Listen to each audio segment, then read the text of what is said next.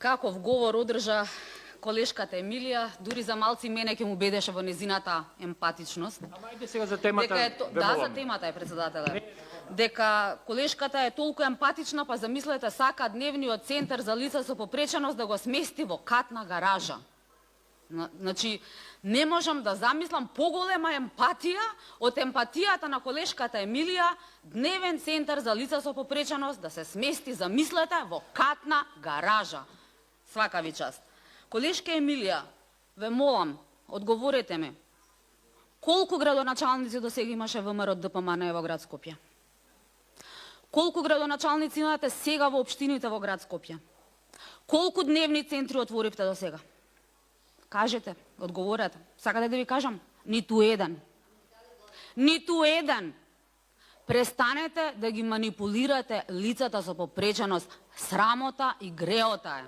Имавте градоначалници на ниво на град Скопје, имате градоначалници на ниво на општините на град Скопје. Отворете дневни центри. Зошто сте така деструктивни? Зошто сте така скроени да рушите кога некој гради? Издействувавме да изгласаме иницијатива за отварање на дневен центар. Место да се солидаризирате и да го изградиме заеднички овој дневен центар, кој што им е нужно потребен на лицата со попреченост, вие сакате да го саботирате, вие сакате да го рушите. Значи, престанете да ги злоупотребувате лицата со попреченост. Срамота е да градите популизам на лицата со попреченост.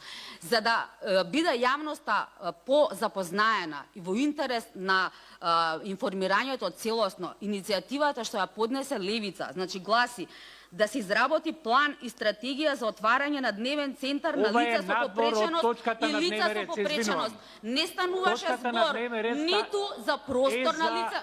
Председателе, не. Значи, председателе, зашто не ја прекинавте колешката Емилија кога зборуваше за дневен центар? Како не е на дневен ред? Не ве прекинав.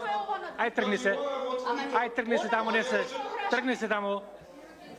Се извинувам. Јас ве оставив да зборувате додека имавте одговор на она што беше. Ве прекинувам во моментов кога вие кажувате нешто сосема трето од она што е предмет на дневен ред сега. Што е предмет на дневен ред, председателе? Да ви прочитам уште еднаш. Предлог одлука за давање на користење недвижни ствари на ЕПА градски паркинг Скопје. Точно, каква врска има со дневен центар за лица со попреченост што го збореше колешката Емилија? Јас се прашувам вас. Не, јас се прашувам вас. Вас се прашувам. Зошто колешката Емилија не ја прекинавте кога збореше за дневен центар и за вас не ве прекинав.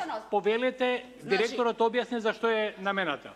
Значи, председателе, од точка за издавање под закуп на простор на дневен на паркинг, го популаризира колешката Емилија, го отвара како дневен ред за точка за дневен центар за лица со попреченост, не ја прекинувате. Сега кога реплицираме на незиниот говор, вие не прекинувате нас, не е во ред. Значи, затоа што се пласираат во јавноста погрешни информации, дека на Советот е изгласан план за отварање на дневен центар за лица со попреченост од 300 квадрати, што требало да биде сместен не знам каде. Не е точно. Проектот се уште се изработува и не манипулирајте со здруженијата и не манипулирајте со лицата со попреченост. Планот е во изработка, а вие, ако сте многу способни и емпатични, имате градоначалници, бујрум изградете други дневни центри за лица со попреченост, колешке Емилија.